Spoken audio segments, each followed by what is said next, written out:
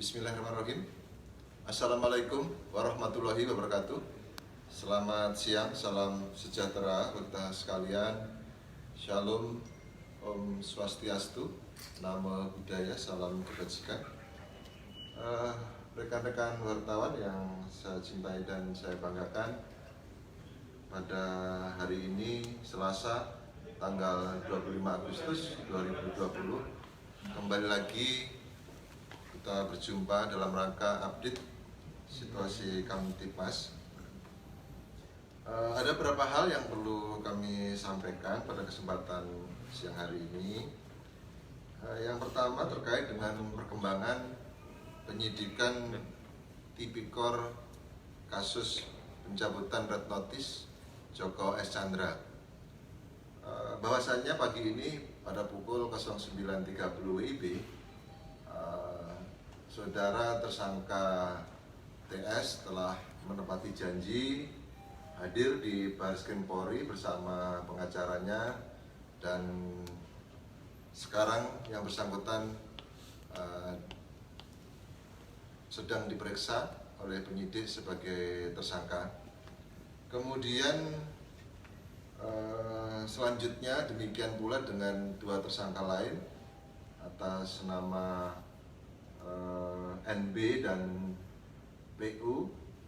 Keduanya juga pada pukul 09.30 sesuai jadwal mereka telah diperiksa oleh penyidik Barreskrim Polri sebagai tersangka dan saat ini sedang berlangsung. Kemudian selanjutnya terkait dengan penegakan hukum dalam rangka preventive strike tindak pidana terorisme di wilayah Indonesia. Pada kesempatan siang hari ini akan kami sampaikan 3 wilayah. Yang pertama, wilayah Kalimantan Selatan. Pada tanggal 1 Juni 2020 sampai dengan 8 Juni 2020 telah dilakukan penegakan hukum terhadap 7 tersangka, 1 orang meninggal dunia.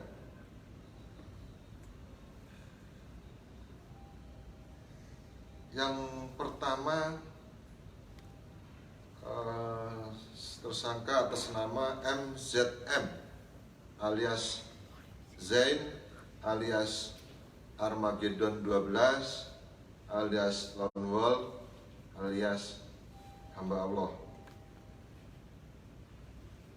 Tempat tanggal lahir di Nagara 20 Desember 1998. Pekerjaan pelajar. Alamat Daha Selatan, Kabupaten Hulu, Sungai Selatan, Kalimantan Selatan. Waktu penangkapan Senin 1 Juni 2020 pukul 13.00 WITA. TKP penangkapan di Kelurahan Guntung Manggis, Kecamatan Landasan Ulin, Kota Banjarbaru, Kalimantan Selatan. Kelompok Ansor Daulah, Kalimantan Selatan. Keterlibatan yang pertama, yang bersangkutan merupakan anggota JAT Kalsel di bawah pimpinan Taklis dan menjabat sebagai sekretaris. Yang kedua, sudah berbaiat kepada Amir Daulah Islamiyah atau ISIS, baik Abu Bakar Al-Baghdadi dan Abu Ibrahim Al-Hashimi. Yang ketiga, beberapa kali mengikuti kajian bersama dengan kelompok JAT Kalimantan Selatan, daerah Banjarbaru di bawah pimpinan Taklis. Yang keempat, beberapa kali melaksanakan idat bersama dengan kelompoknya, yaitu JAD Kalimantan Selatan, daerah Banjarbaru. Yang kelima, dalam perencanaan aksi amaliyah yang dilakukan oleh Abdul Rahman untuk melakukan penyerangan Polsek Daha Selatan bersama dengan Taklis, Abdul Rahman, Abdul Somad, Andi Susandi, dan Raffi di sebuah gubuk yang berada di daerah Parigi, Kecamatan Daha Selatan, Kabupaten Hulu Sungai Selatan. Yang keenam, pada sekitar akhir bulan Mei 2020, tersangka bersama dengan Raffi melakukan survei terhadap Polsek Daha Selatan dan kemudian melaporkan kepada Abdul Rahman mengenai situasi polsek yang mereka survei. Yang ketujuh, telah menyembunyikan atau mengubur barang bukti seperti buku-buku kajian daulah milik Abdul Rahman dan paspor milik Taklis yang akan dibuat untuk hijrah ke Suriah. Yang kedelapan, tersangka juga menampung dana dari luar rekening BRI miliknya untuk mendanai kelompok MIT di Poso atas perintah Taklis. Kemudian yang kedua, tersangka atas nama MRR alias Afi alias Raffi bin Ismail, Balikpapan 11 Juli 2020, pekerjaan pelajar, alamat Kelurahan Palam, Kecamatan Cempaka, Banjarbaru, Kalimantan Selatan. Waktu penangkapan 1 Juni 2020 pukul 14.25 WITA. TKP penangkapan Kelurahan Guntung, Manggis, Kecamatan Landasan Ulin, Kota Banjarbaru, Kalimantan Selatan. Kelompok Ansor Daulah, Kalimantan Selatan. Keterlibatan seperti yang terdahulu.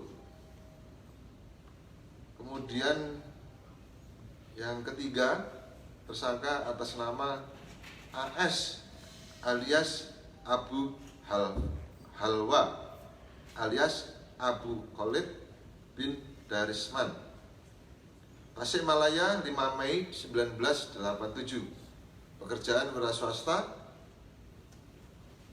untuk alamat Desa Serua, Kecamatan Ciputat, Kota Tangerang Selatan.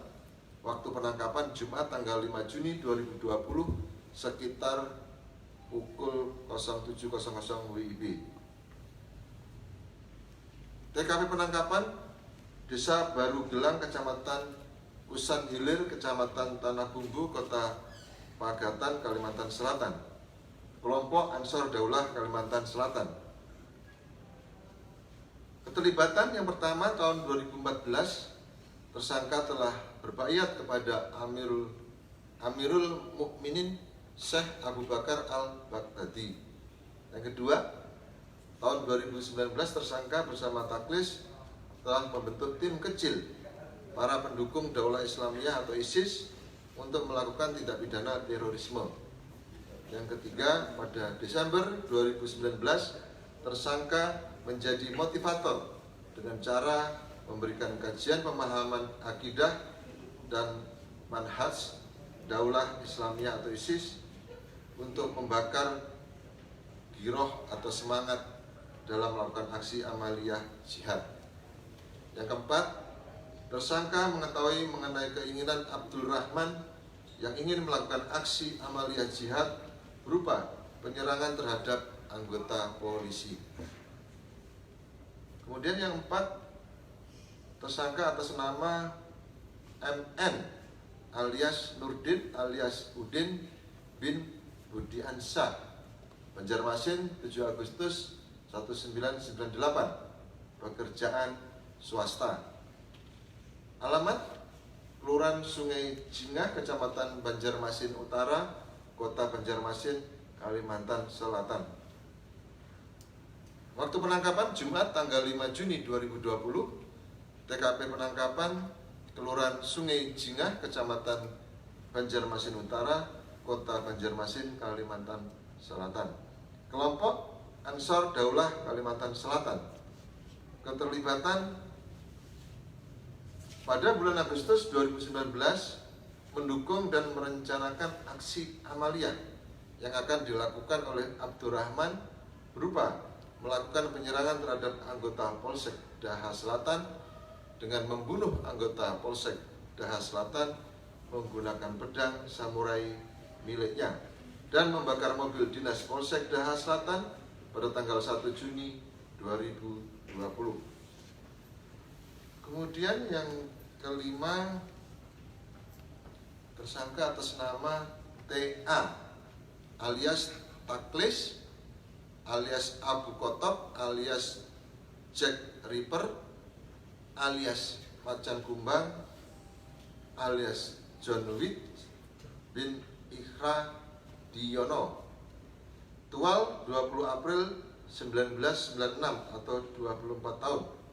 Pekerjaan wira swasta dan ketua pengasuh di Pondok Pesantren Hidayatullah Banjarbaru. Alamat Kelurahan Lok Tabat Selatan, Kecamatan Banjarbaru Selatan, Kota Banjarbaru, Kalimantan Selatan. Waktu penangkapan Jumat tanggal 5 Juni 2020 pukul 00.45 WITA. TKP penangkapan Kelurahan Gunung Paikat, Kecamatan Banjarbaru Selatan, Kota Banjarbaru, Kalimantan Selatan. Kelompok Ansor Daulah Kalimantan Selatan. Keterlibatan yang pertama, pada bulan September 2017 tersangka pergi ke Bangkok, Thailand setelah mendapatkan perintah dari Daniel alias Adam untuk menemuinya. Adapun dalam pertemuan tersebut Daniel alias Adam memerintahkan kepada tersangka untuk membuat tankim di Kalimantan Selatan, namun jika tidak bisa maka membuat tim holakoh kecil Ansor Daulah Kalimantan Selatan bersama dengan Andi Susandi. Yang kedua, pada sekitar bulan Juni 2016 tersangka mempersiapkan paspor yang tujuannya akan digunakan untuk melakukan hijrah bergabung dengan ISIS di Suriah. Bahkan tersangka juga merencanakan untuk hijrah bersama dengan istri dan anak tersangka, sehingga tersangka membuat mereka paspor pada bulan Mei 2017. Yang ketujuh, MS alias Salihin alias Abu Yusuf Barmawi alias Yusuf Abdul Bar alias Soleh alias Narbisa bin Buldani, Barabai 12 Juli 1974. Pekerjaan swasta, alamat Desa Pemangkih Tengah, Kecamatan Tatah Makmur, Kabupaten Banjar, Provinsi Kalimantan Selatan. Waktu penangkapan Senin tanggal 8 Juni 2020. TKP penangkapan Kelurahan Sungai Lulut, Kecamatan Banjarmasin Timur, Kota Banjarmasin, Provinsi Kalimantan Selatan. Kelompok Ansor Daulah Kalimantan Selatan.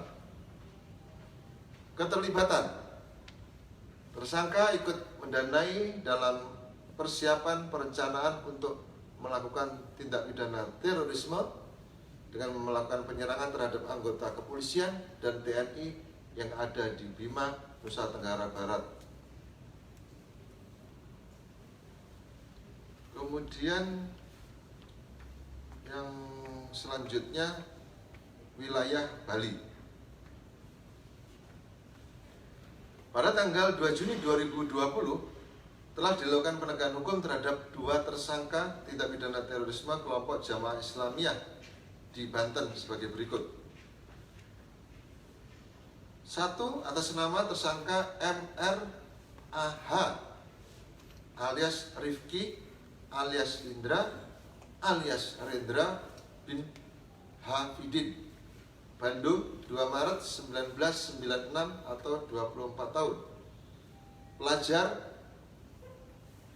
alamat Desa Waringin Kurung, Kecamatan Waringin Kurung, Kabupaten Serang, Provinsi Banten. Waktu penangkapan Selasa tanggal 2 Juni 2020 sekitar 16.45 WIB.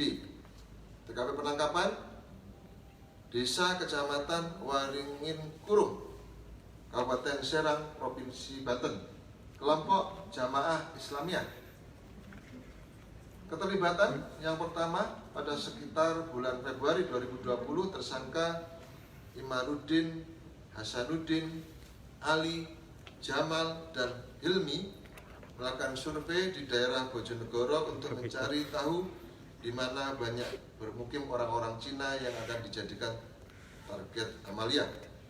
Yang kedua, pada bulan Oktober 2019, tersangka Imaruddin, Hasanuddin, Jamaluddin, Ali Muhammad Amin, Asep Surahman, dan Hilmi melakukan survei ke daerah Bayah, Kabupaten Lebak, Provinsi Banten untuk mapping pabrik yang mempekerjakan orang-orang Cina yang akan dijadikan target amalia. Kemudian yang kedua, tersangka atas nama MHAH alias Hilmi alias Rai Atska bin Hafidin, Bandung, 14 Juni 1998. Alamat Desa Kecamatan Waringin Kurung, Kabupaten Serang, Provinsi Banten.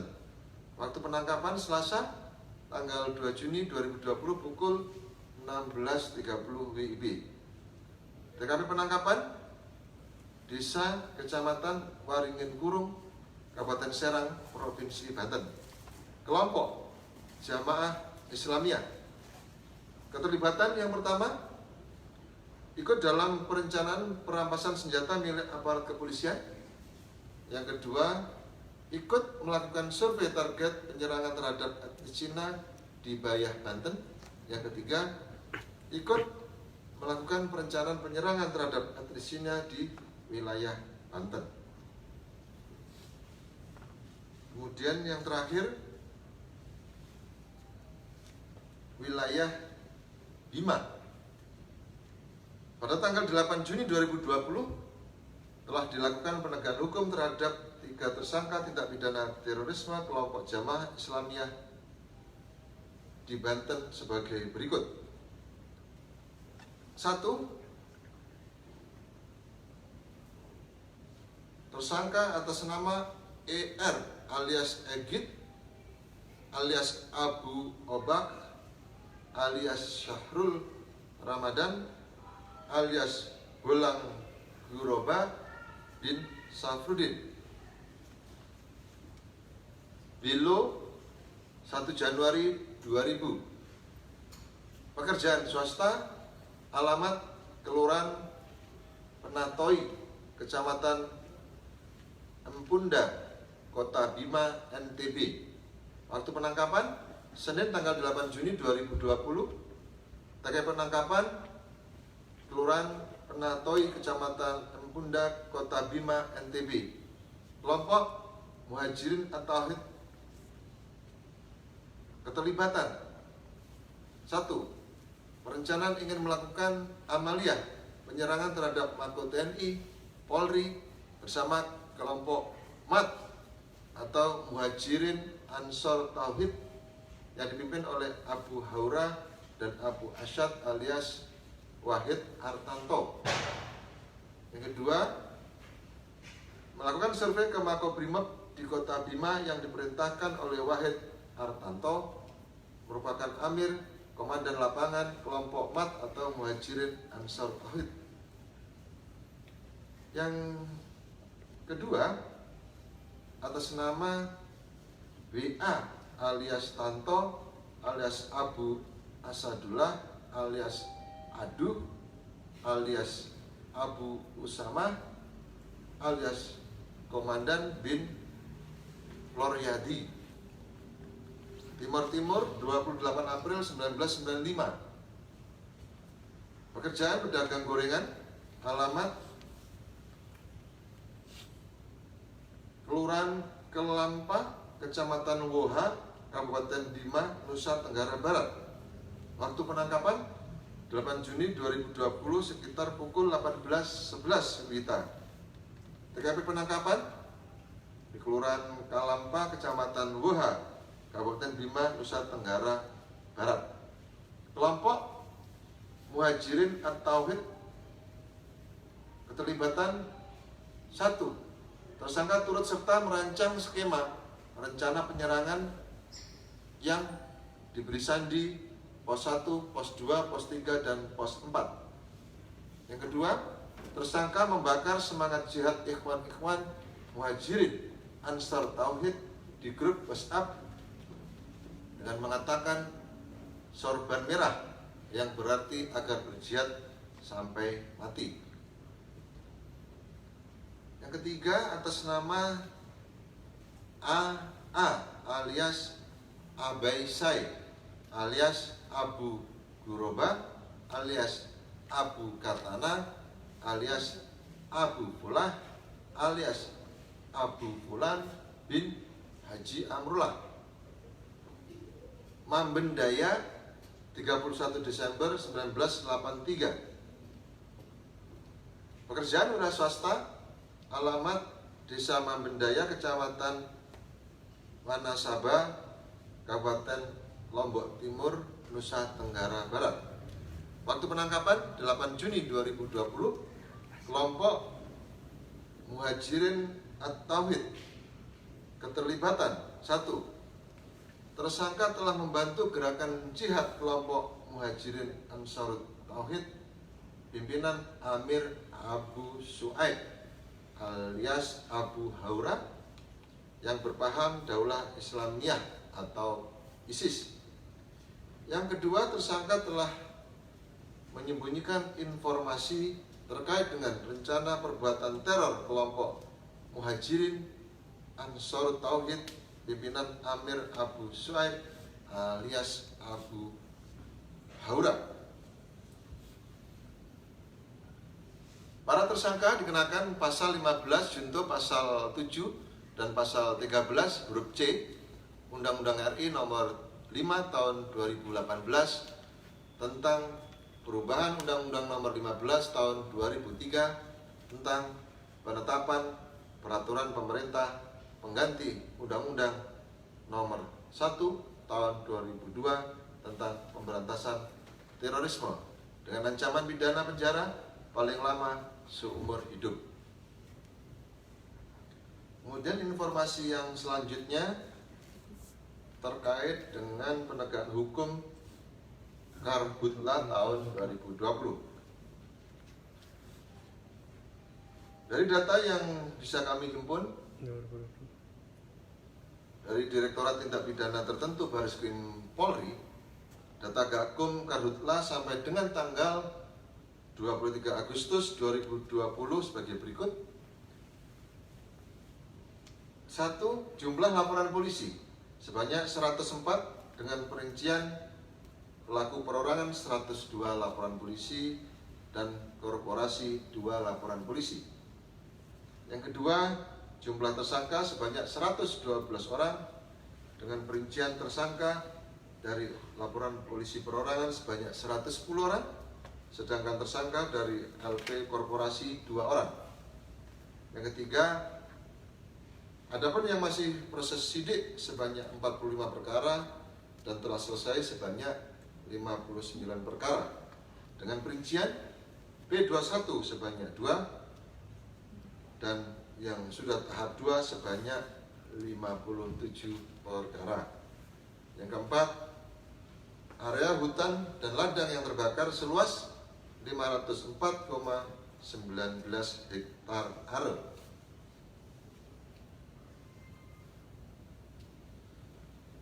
Dari uraian di atas perlu kami sampaikan ada 9 satwil yang melakukan penegakan hukum Karhutla pada tahun 2020, antara lain yang pertama, Polda Riau sebanyak 55 LP dengan perincian pelaku perorangan 53 orang dan korporasi 2 buah. Kemudian luas area yang terbakar seluas 346,4475 hektar are. Dalam kasus ini sebanyak 61 orang telah ditetapkan sebagai tersangka perorangan dan 2 korporasi yang ditetapkan sebagai tersangka. Tahap 1 ada 1 kasus korporasi, kemudian untuk proses sidik ada 4 kasus perorangan dan 1 kasus korporasi serta sebanyak 49 kasus dalam tahap 2. Yang kedua, Polda Sumatera Selatan, sebanyak 13 laporan polisi dengan perincian pelaku perorangan 13 orang, kemudian luas area yang terbakar 21,502 hektar area. Dalam kasus ini sebanyak 14 orang telah ditetapkan sebagai tersangka perorangan dan 13 kasus perorangan dalam proses sidik. Yang ketiga, Polda Kalimantan Tengah, sebanyak 12 laporan polisi dengan perincian pelaku perorangan 12 orang. Kemudian luas area yang terbakar 20,6405 hektar area. Dalam kasus ini sebanyak 12 orang telah ditetapkan sebagai tersangka perorangan. Tahap 1 ada 6 kasus perorangan, kemudian untuk proses sidik ada 4 kasus perorangan serta sebanyak 2 kasus dalam tahap 2. Yang keempat, Polda Jambi, sebanyak 10 laporan polisi dengan perincian pelaku perorangan 10 orang. Kemudian luas area yang terbakar 13,6 hektar area. Dalam kasus ini sebanyak 12 orang telah ditetapkan sebagai tersangka. Tahap 1 ada 1 kasus, kemudian untuk proses sidik ada 7 kasus, serta sebanyak 429 dalam tahap 2. Yang kelima, Polda Sumatera Utara, sebanyak 6 laporan polisi dengan perincian pelaku perorangan 6 orang, kemudian luas area yang terbakar 39,5 hektar area. Dalam kasus ini sebanyak 4 orang telah ditetapkan sebagai tersangka perorangan, kemudian untuk proses sidik terdapat 4 kasus perorangan. Yang keenam, Polda Kaltara, sebanyak 4 laporan polisi dengan perincian pelaku perorangan 4 orang, kemudian luas area yang terbakar 18 hektar area. Dalam kasus ini sebanyak 4 orang telah ditetapkan sebagai tersangka, kemudian untuk tahap 2 sebanyak 2 kasus. Yang ketujuh, Polda Bangka Belitung, sebanyak 2 laporan polisi dengan perincian pelaku perorangan 2 orang, kemudian luas area yang terbakar 5,5 hektar area. Dalam kasus ini sebanyak 2 orang telah ditetapkan sebagai tersangka perorangan. Kemudian untuk tahap 2 sebanyak 1 kasus perorangan. Kemudian yang ke-8, Polda Aceh, sebanyak 1 LP dengan perincian pelaku dalam tahap sidik sebanyak 1 orang dan luas yang terbakar seluas 28 hektar area. Yang ke-9, Polda Kaltim, sebanyak 1 LP dengan perincian 1 pelaku perorangan dalam proses tahap 2 serta luas area terbakar sebanyak 11 hektar area.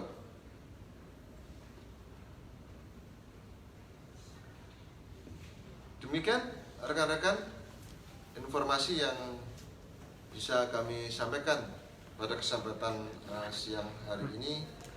Terima kasih atas perhatiannya. Wassalamualaikum warahmatullahi wabarakatuh. Om Santi Santi Santi Om. Salam sehat. Ayo pakai masker.